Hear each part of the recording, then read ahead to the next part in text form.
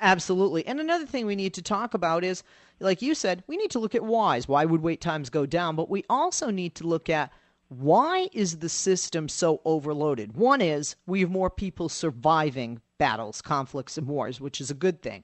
Because of medical technology, instead of people dying, we can keep them alive or keep them going, and that requires medical care. But there are also additional medical areas that have not really been used as much as they are now, like PTSD, right? It's not always a physical medical issue that also comes under that.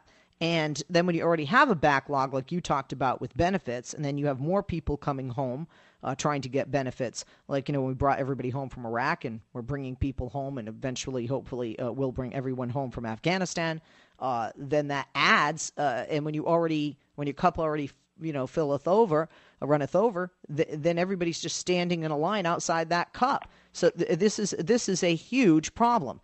I want you have such a passion for this, and you have such a knowledge for this.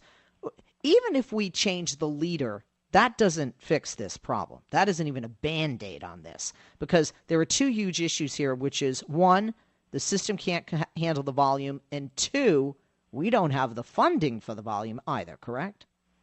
Absolutely, and that's a huge concern. How do you fix a system that's that big? And another piece of the problem, it's not only all of these young guys and gals coming home with very, very severe injuries and post-traumatic stress. They've also changed the rules and regulations and benefits for Vietnam-era veterans around Agent Orange. So between the changes in those rules and a down economy, we're also seeing a lot of Vietnam veterans who are all of a sudden applying for benefits that they never needed before, and now they've lost all their retirement savings, so they have no choice, or they're now eligible for things under the new Agent Orange rule. So the VA is getting a double whammy of a new influx of Vietnam-era veterans 39 years after we pulled out of Saigon, while we're ending 12 years of war, and bringing all of these, as a population, much more badly wounded veterans into that system. And so it's going to be very complicated to create an effective system out of what we currently have. Let's take some calls. Let's go to Michael in the Bronx on line 4. Michael, question or comment for our guest? Yes. In fact, I have a little bit of both. The thing is that my recollection that this whole scandal, this real scandal about our veterans being screwed like this, is basically from the Republicans. If you go back and you raise the issue, Leslie, about the Afghanistan and Iraq, who started both of those wars? It was Bush. And he left office and left our soldiers in harm's way after starting pretty much an illegal war in Iraq. And the same Republicans kept saying, cowards cut and run, Marines don't. They never gave a crap about our veterans who are... Michael, I'm going to do something Bill O'Reilly does to liberals, okay?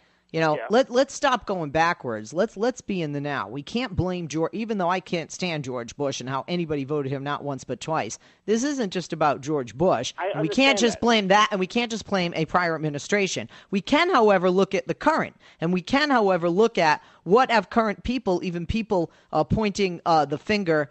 Pointing the finger done, such as Republicans, and we need to look at that reality. And the reality there is that Republicans have not been friends of the vets, although they're friends of increasing defense spending. Gretchen, please speak to this. They're not friends of increasing. They're not friends of the VA with regard to increasing funding when we look at their history of voting and legislation in the past that either they've blocked or that they've proposed to do a hatchet job on it. Let Gretchen just respond to this first, Michael. I would actually agree. When you look at, we sent our troops to Iraq and Afghanistan, and they didn't even have proper armor on their vehicles. They didn't have proper Kevlar vests, so we had families trying to raise funds among their friends to send our soldiers Kevlar vests, and they were, that's a legislative issue that we sent people to war. We didn't even give them adequate protection, and I think we lose traction if we start finger pointing. We need to look at how do we better support our veterans, and I agree with every everything that's been said, but we need to focus on the solutions, because if we get to finger pointing, we're going to get distracted by that. And we need to think of put our veterans first. How do we help them before we lose them? That was pretty much my whole argument. I was just giving everyone a reminder of what had transpired beforehand, leading up to today. Even with President Obama in office, he kept saying he would not place any troops in harm's way, and he always advocated for the health and well-being of our troops. And every time he wanted to enhance the benefits for our troops, the Republicans in Congress were always blocking everything. You couldn't get a good health care system for our veterans. You couldn't get proper equipment for our veterans. They always said, the Republicans in Congress always said no, no, no. When Obama was in office, they've really shown their true colors, that they were just using our troops for their profits. They're profiting off of their injuries, and at times profiting off of their lives and their blood. I'm sorry, but that's just the way I see it. But can I also make a prediction? Now that I've just spoken what I believe to be the truth, how much you want to bet, Leslie, that in 24 to 48 hours, some Republicans going to say, oh, forget that, talk about Benghazi? Well, again, I'm really focused on this issue. Gretchen, did you want to speak to that? Well, again, we can waste a lot of time finger pointing. I see such an opportunity, because in Congress, in the White House, there is finger pointing going on, but everybody is aligned that we must, as a nation, deal with this problem in the VA to better serve our veterans.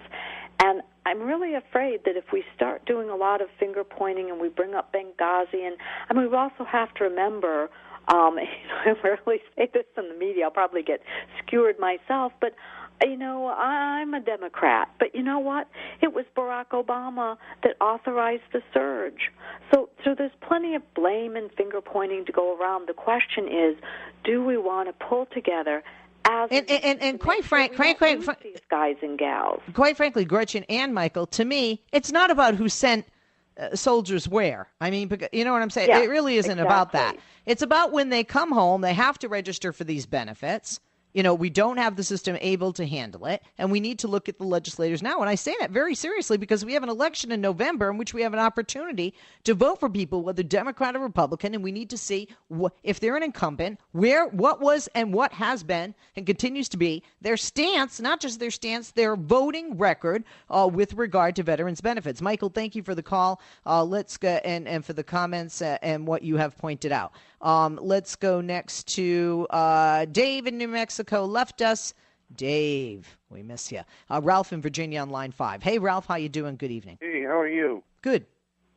My biggest point is I tend to be a rational thinker. I try not to get involved with the emotions or the politics, and try and think about how to fix something. And from what I could see, when we start looking at budgetary costs and the way the system is run, why are we trying to provide a health care system for veterans when there's facilities already in place that can be utilized, and in place of having them go to a VA hospital, just give them coverage provided by the federal government to a normal hospital or a normal series of doctors or clinicians or whatever you wanted to go to for whatever need, and then have them pay, similar to Medicare, what the cost is based on fees which have been already worked out between the government and the medical field.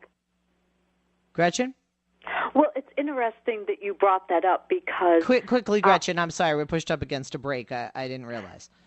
Yes, No, go ahead, quick. Honor winner Jack Jacobs suggested exactly that, but could the systems on Main Street handle the volume if tomorrow we closed the VA and gave every veteran a health care card?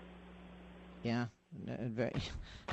Very good point. Gretchen, you are awesome. I'm glad that we had you on. I forgot how good you were, how knowledgeable, and we will have you back. Gretchen Martens, affectionately known as the Veterans Lady, does a lot for the veterans, a passionate advocate for the importance of community mobilization as the most reliable safety net to prevent America from losing another generation of young vets and their families. She's an author, speaker, consultant, and social entrepreneur. Untying the Yellow Ribbon, Transforming How Veterans and Communities Thrive is her book, available on Amazon.com. Please get it. Follow her on Twitter at The Veteran Lady.